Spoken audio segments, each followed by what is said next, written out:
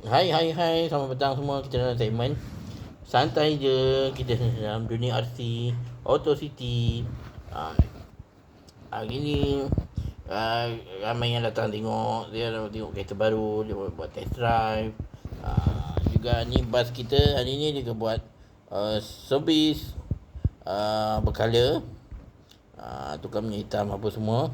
Sebenarnya untuk menyambut cuti tahunan minggu depan. Sabtu ni dah mula start cuti sekolah, seminggu. Jadi ramailah yang mengambil cuti untuk pergi bercuti lah di melawat lokasi-lokasi percutian pelancongan di Malaysia. Dengan pasport kita pun ramai juga hari ni. Kedai minyak kita, Abang Syarul ni tak mungkin dalam besok atau lusa kedai hantar minyak dengan pada lagu kita. Malam ni dah Alam Haiwan akan beraksi.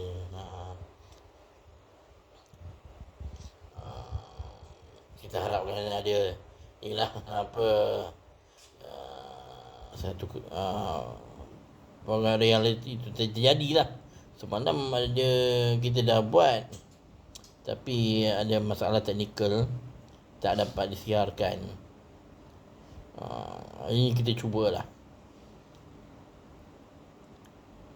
Okey,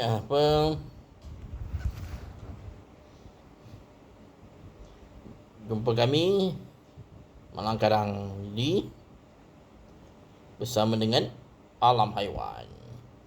Okey.